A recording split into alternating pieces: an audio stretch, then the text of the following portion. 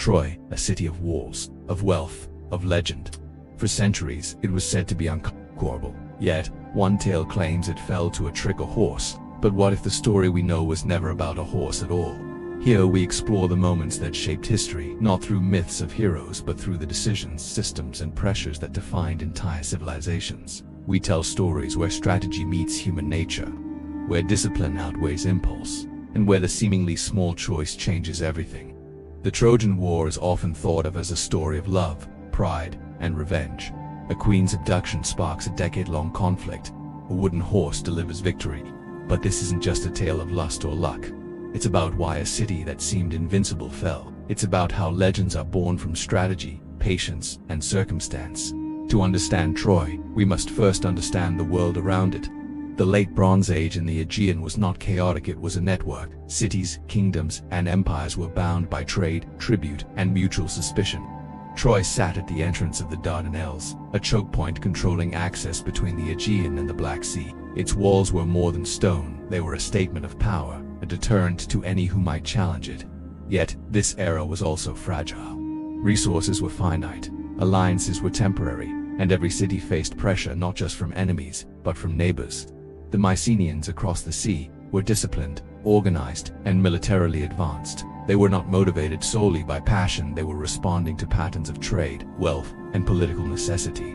A war then was not simply a moral tale, it was a calculated risk in a system where failure could erase centuries of civilization. The pressure on both sides was immense. For Troy, a prolonged siege threatened famine, internal dissent, and the collapse of authority. For the Mycenaeans, each day away from home drained manpower, exposed supply lines, and risked revolt in the homeland.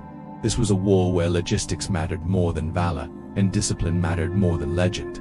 The story most remember is the fall of Troy, supposedly through deception, the wooden horse. But the real turning point came not from a single trick, but from a sequence of decisions. First, the choice to besiege Troy for 10 years.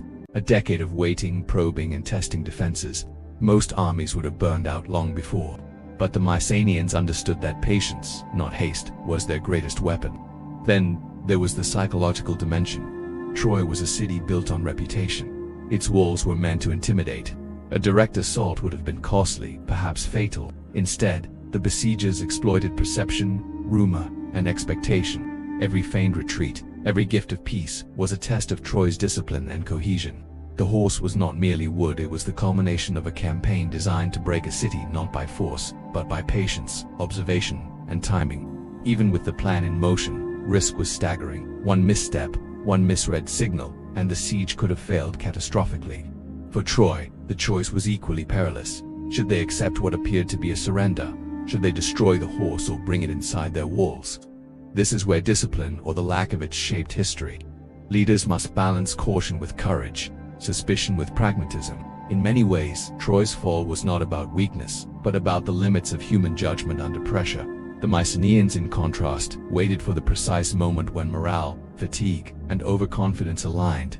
The operation was not reckless, it was calculated, methodical, and designed to exploit systems of human behavior as much as military defenses. When Troy finally fell, it was not the end of a single story, it was the product of a decade of strategy. The city's wealth, its walls, and its geography had all been respected and accounted for. Victory was achieved through persistence, timing, and the slow erosion of a city's internal cohesion. The trick of the horse was effective because it was part of a broader campaign of observation, siegecraft, and psychological pressure. The outcome demonstrates a timeless principle. Success in conflict often comes from understanding systems, not from heroic acts. The Mycenaeans did not rely on luck, they relied on discipline. They recognized the limits of force and the power of patience. History, in this case, was shaped not by a single night, but by sustained, deliberate action. The fall of Troy echoed far beyond its walls. It inspired myths that shaped Greek identity, literature, and values for centuries. Homer's epics preserved not just tales of war, but lessons in strategy, human psychology, and the consequences of leadership decisions. The idea that a city could fall to cunning rather than sheer force influenced military thinking for generations. More broadly, the Trojan War offers insight into how human societies remember conflict. Legends are rarely simple records of events, they are systems distilled into narrative. The story of Helen, Paris, Achilles, and the horse became shorthand for the complexities of war. the interplay of desire, fear, and discipline.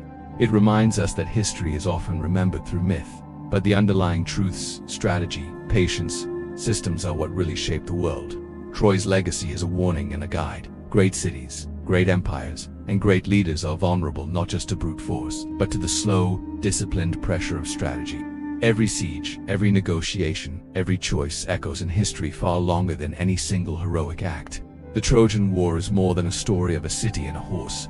It is a story of systems, of decisions, and of the patience required to reshape the world. It teaches that true power often lies in restraint, planning, and understanding the patterns that govern human behavior.